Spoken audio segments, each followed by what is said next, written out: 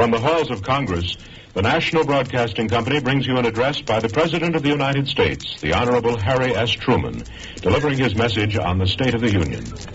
Assembled here in the Capitol are the members of the House of Representatives and of the Senate in the first joint session of the 81st United States Congress. 2 days ago, this new Congress assembled in these same halls, organized itself, and sent word to the President that it was ready for business and awaited any communication he might desire to send it. In just a moment, President Truman will arrive in the House chamber where this joint session is being held to deliver the traditional State of the Union message. Here to greet him, as presiding officers of the joint session, will be the Speaker of the House, Representative Sam Rayburn of Texas, and the President pro tempore of the Senate, Senator Kenneth McKellar of Tennessee. Speaker Rayburn will introduce the President. W.M. Fishbait Miller, the doorkeeper of the House, is about to announce the arrival of the President, who is expected momentarily. Mr. Truman will be escorted by a committee of Senate and House representatives down the aisle. This committee appointed by Speaker Rayburn and Senate President Pro Tem McKellar. We are expecting the President to arrive at any moment. Mr. Speaker, the President of the United States. The doorkeeper of the House, William M. Miller, has just announced the arrival of the President. Mr. Truman has just stepped into the House chamber, and he is being escorted by the member of the Special Committee, Senator Alvin Barkley of Kentucky, Senator Scott Lucas of Illinois, Senator Kenneth Berry of Nebraska, and Representative Joseph Martin of Massachusetts, John McCormick of Massachusetts, and Robert L. Dowden of North Carolina. He is now in the well of the House, approaching the Speaker's rostrum. He is shaking hands with the President pro tempore of the Senate, Senator Kenneth McKellar, and with the Speaker of the House, Sam Rayburn, and is receiving the applause of the newly elected Democratic 81st Congress of the United States. The galleries around the House chamber are packed with spectators, all watching the President as he is standing at the Speaker's rostrum, at the Speaker's dais, and his talk to the nation will begin in just a moment. Among the visitors in the gallery are Mrs. Truman and Martin.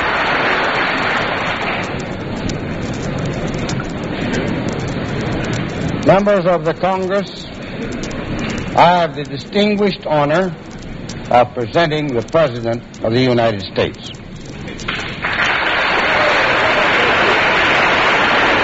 The Speaker of the House, Representative Sam Rayburn, has introduced the President of the United States. He will present his State of the Union message. Ladies and gentlemen, the President of the United States. Mr. President, Mr. Speaker, members of the Congress, I am happy to report to this 81st Congress that the State of the Union is good.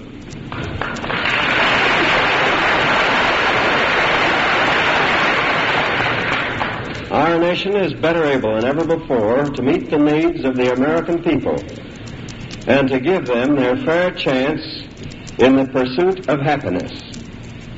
This great republic is foremost among the nations of the world in the search for peace.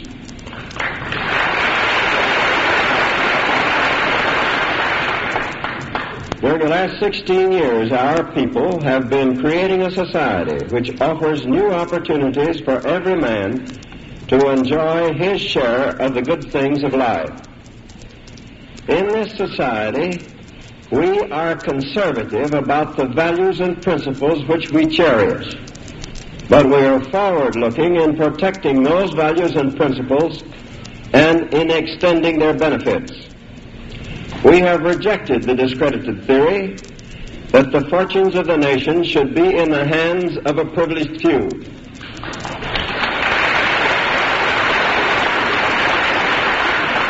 We have abandoned the trickle-down concept of national prosperity.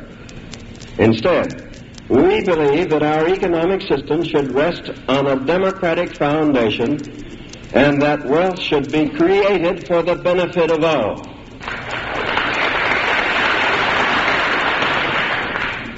The recent election shows that the people of the United States are in favor of this kind of society and want to go on improving it. The American people have decided that poverty is just as wasteful and just as unnecessary as preventable disease. We've pledged our common resources to help one another in the hazards and struggles of individual life. We believe that no unfair prejudice or artificial distinction should bar any citizen of the United States of America from an education or from good health or from a job that he is capable of performing.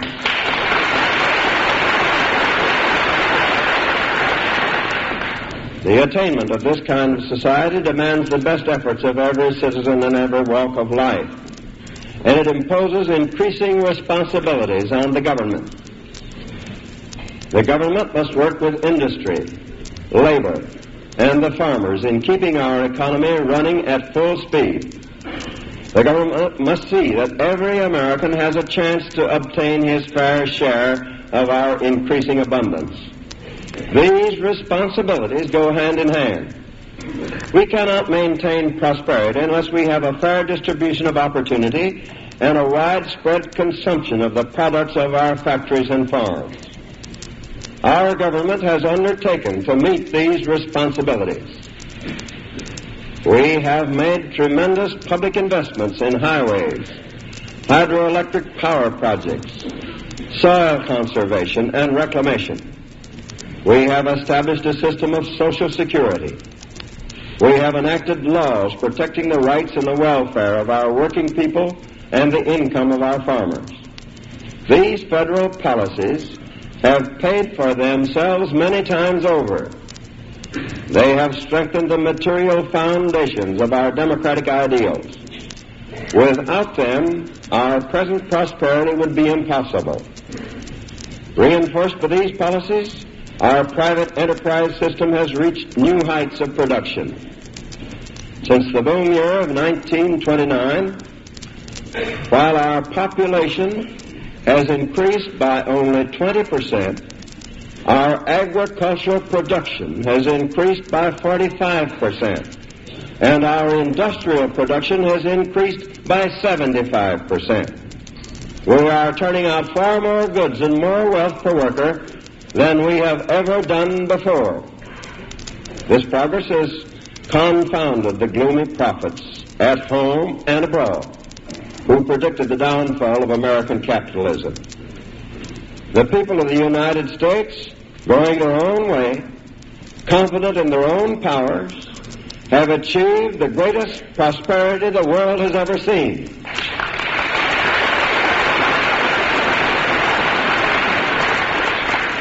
But great as our progress has been, we still have a long way to go.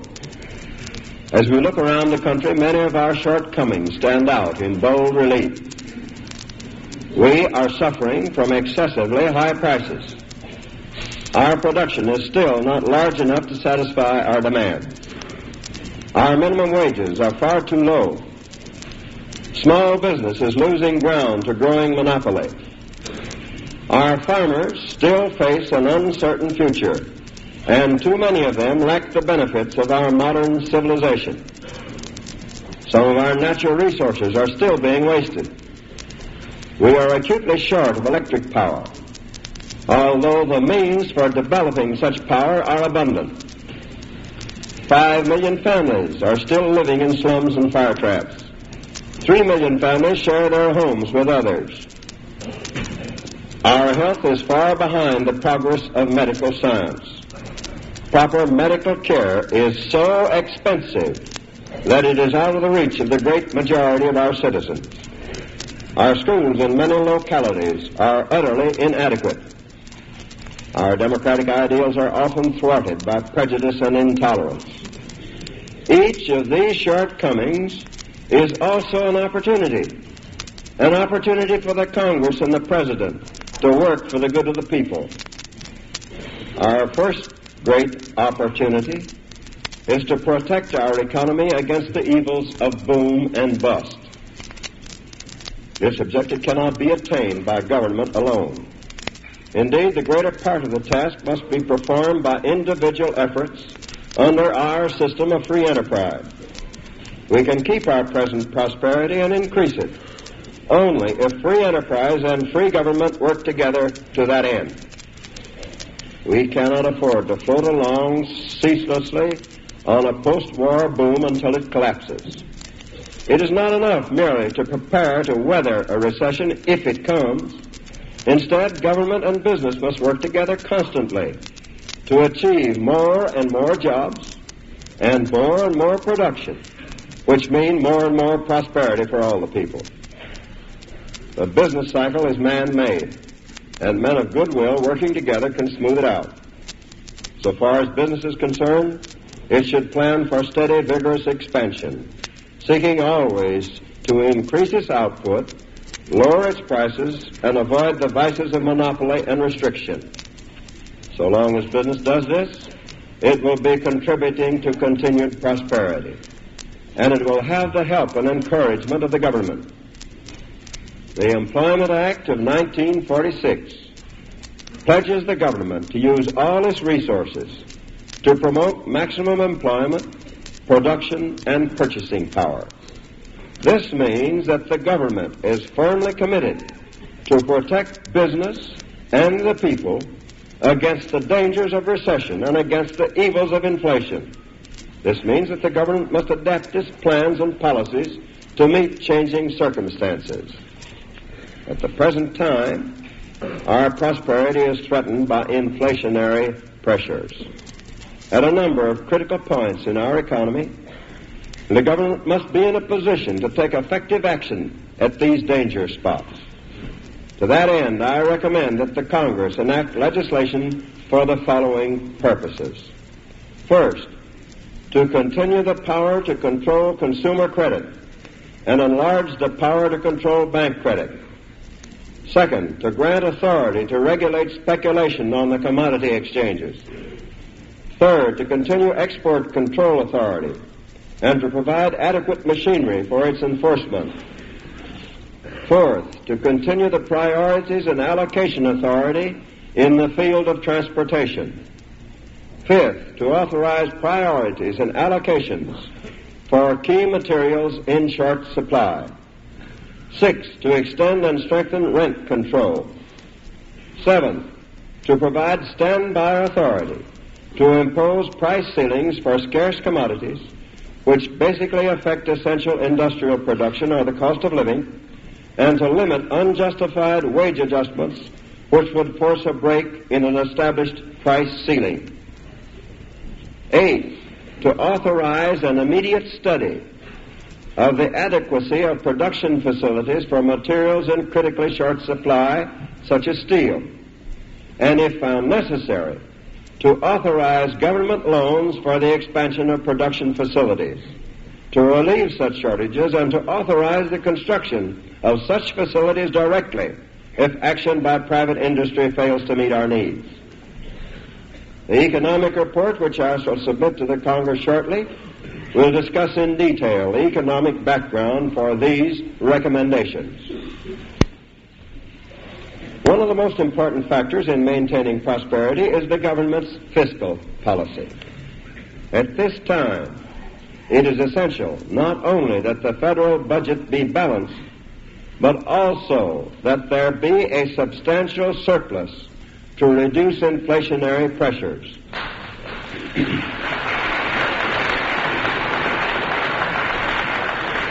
And to permit a sizable reduction in the national debt, which now stands at $252 billion.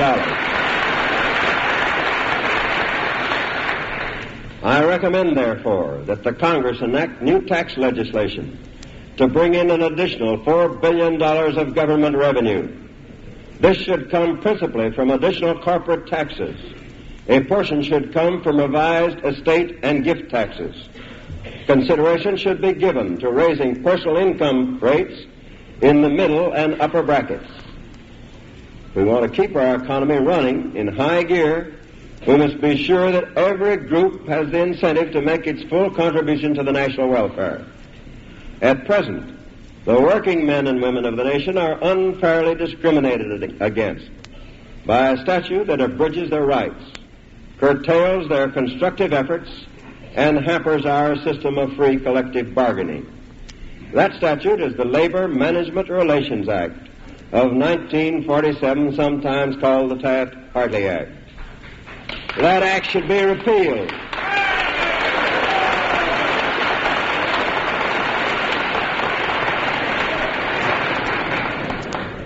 The Wagner Act should be reenacted.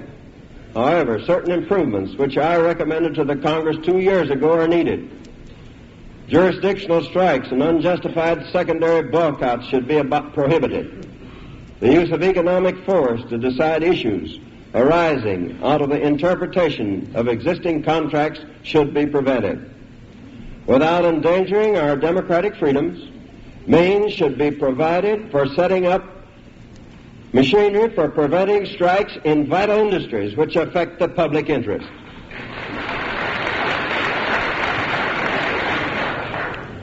The Department of Labor should be rebuilt and strengthened, and those units properly belonging within that department should be placed in it. The health of our economy and its maintenance at high levels further require that the minimum wage fixed by law should be raised to at least 75 cents an hour. If our free enterprise economy is to be strong and healthy, we must reinvigorate the forces of competition. We must assure small business the freedom and opportunity to grow and prosper. To this purpose, we should strengthen our antitrust laws by closing those loopholes that permit monopolistic mergers and consolidations. Our national farm program should be improved, not only in the interest of the farmers, but for the lasting prosperity of the whole nation. Our goal should be abundant farm production and parity income for agriculture. Standards of living on the farm should be just as good as anywhere else in the country. Farm price supports are an essential part of our program to achieve these ends. Price supports should be used to prevent farm price declines which are out of line with general price levels, to facilitate adjustments in production to consumer demands, and to promote good land use. Our price support legislation must be adapted to these objectives. The authority of the Commodity Credit Corporation to provide adequate storage space for crops should be restored.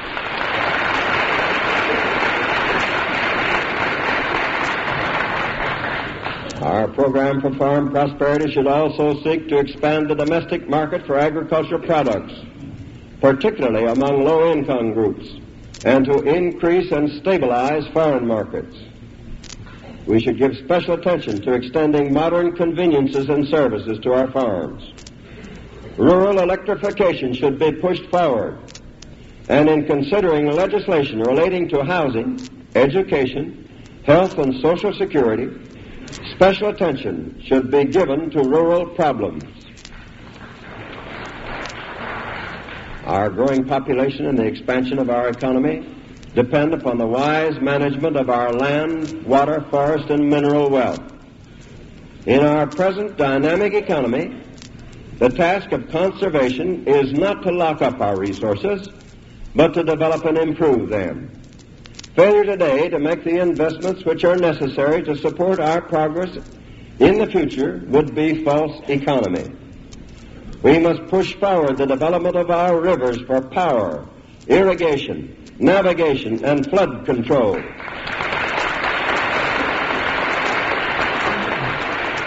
We should apply the lessons of our Tennessee Valley experience to our other great river basins.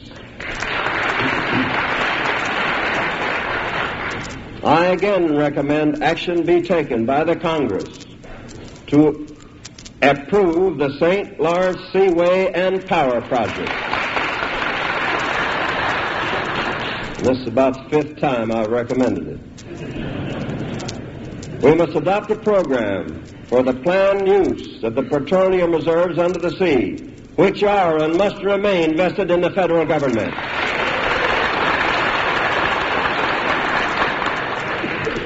We must extend our programs of soil conservation. We must place our forests on a sustained yield basis and encourage the development of new sources of vital minerals.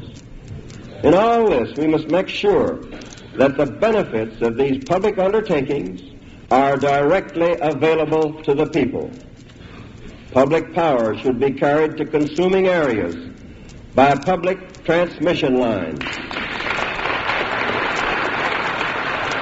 Where necessary, to provide electricity at the lowest possible rates. Irrigation water should serve family farms and not land speculators. The government has still other opportunities to help raise the standard of living of our citizens. These opportunities lie in the fields of Social Security, health, education, housing, and civil rights. The present coverage of the Social Security laws is altogether inadequate. The benefit payments are too low. 1/3 of our workers are not covered. Those who receive old age and survivors insurance benefits receive an average payment of only $25 a month. Many others who cannot work because they are physically disabled are left to the mercy of charity. We should expand our Social Security program, both as to the size of the benefits and the extent of coverage against the economic hazards due to unemployment, old age, sickness, and disability.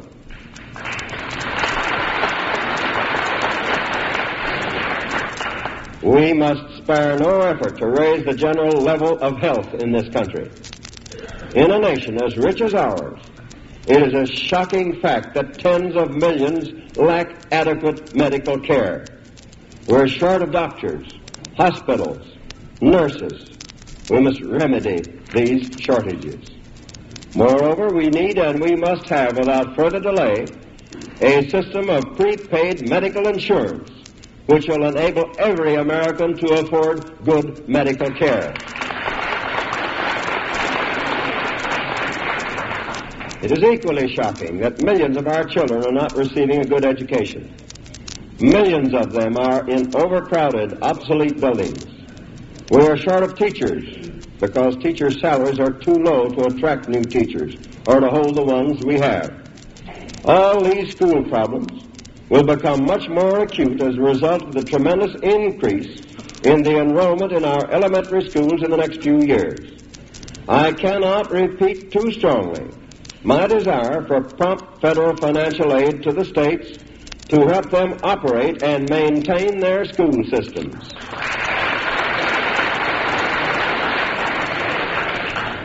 The governmental agency which now administers the program of health, education, and Social Security should be given full departmental status. The housing shortage continues to be acute. As an immediate step, the Congress should enact the provisions of low-rent public housing, slum clearance, farm housing, and housing research, which I have repeatedly recommended. The number of low-rent public housing units provided for in the legislation should be increased to 1 million units in the next 7 years. Even this number of units will not begin to meet our need for new housing. Most of the houses we need will have to be built by private enterprise without public subsidy. By producing too few rental units and too large a proportion of high-priced houses, the building industry is rapidly pricing itself out of the market. Building costs must be lowered. The government is now engaged in a campaign to induce all segments of the building industry to concentrate on the production of lower-priced housing. Additional legislation to encourage such housing will be submitted. The authority which I have requested to allocate materials in short supply and to impose price ceilings on such materials could be used, if found necessary, to channel more materials into homes large enough for family life at prices which wage earners can afford. The driving force behind our progress is our faith in our democratic institutions. That faith is embodied in the promise of equal rights and equal opportunities, which the founders of our republic proclaimed to their countrymen and to the whole world. The fulfillment of this promise is among the highest purposes of government. The civil rights proposals I made to the 80th Congress, I now repeat to the 81st Congress.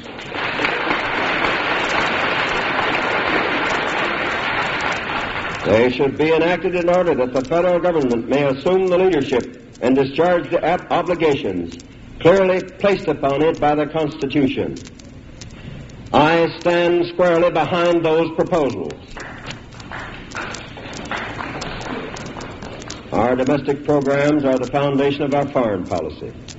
The world today looks to us for leadership because we have so largely realized within our borders those benefits of democratic government for which most of the peoples of the world are yearning. We are following a foreign policy which is the outward expression of democratic faith we profess.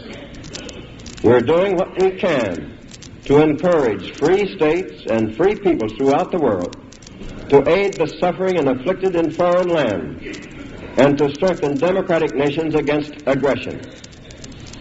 The heart of our foreign policy is peace. We are supporting a world organization to keep peace and a world economic policy to create prosperity for mankind. Our guiding star is the principle of international cooperation. To this concept, we have made a national commitment as profound as anything in history. To it we have pledged our resources and our honor. Until a system of world security is established upon which we can safely rely, we cannot escape the burden of creating and maintaining armed forces sufficient to deter aggression. We've made great progress in the last year in the effective organization of our armed forces. But further improvements in our national security legislation are necessary. Universal training is essential to the security of the United States. During the course of this session, I shall have occasion to ask the Congress to consider several measures in the field of foreign policy. At this time, I recommend that we restore the Reciprocal Trade Agreements Act to full effectiveness and extend it for 3 years.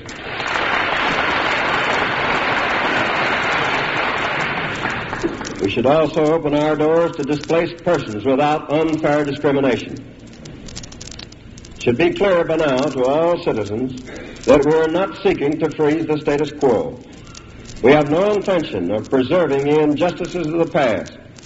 We welcome the constructive efforts being made by many nations to achieve a better life for their citizens.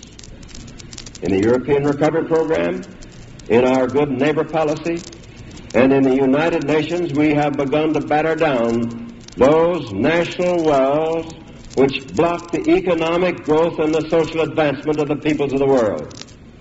We believe that if we hold resolutely to this course, the principle of international cooperation will eventually command the approval even of those nations which are now seeking to weaken or subvert it. We stand at the opening of an era which can mean either great achievement or terrible catastrophe for ourselves and for all mankind. The strength of our nation must continue to be used in the interest of all our people rather than a privileged few. It must continue to be used unselfishly in the struggle for world peace and the betterment of mankind the world over. This is the task before us. It is not an easy one. It has many complications, and there will be strong opposition from selfish interests. I hope for cooperation from farmers, from labor, and from business. Every segment of our population and every individual have a right to expect from our government a fair deal. In 1945, when I came down before the Congress for the first time on April the 16th, I quoted to you King Solomon's prayer, that he wanted wisdom in the ability to govern his people as they should be governed. I explained to you at that time that the task before me was one of the greatest in the history of the world, and that it was necessary to have the complete cooperation of the Congress and the people of the United States. Well, now we're taking a new start at the same situation. It's absolutely essential that your president have the complete cooperation of the Congress to carry out the great works that must be done to keep the peace in this world and to keep this country prosperous.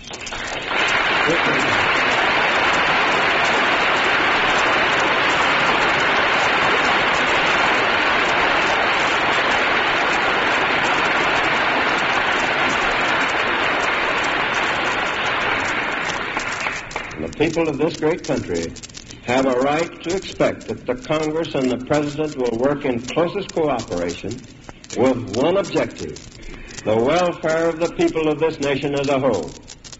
In the months ahead, I know that I shall be able to cooperate with this Congress. I am confident that the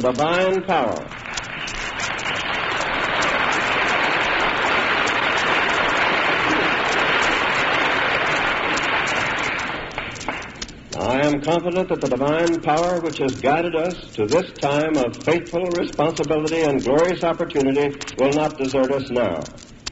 With that help from Almighty God, which we have humbly acknowledged at every turning point in our national life, we shall be able to perform the great tasks which He now sets before us.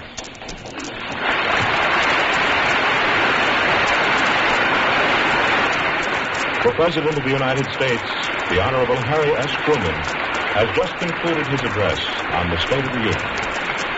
The President is receiving the applause of the members of this joint session of Congress, assembled in the chamber of the House of Representatives in Washington.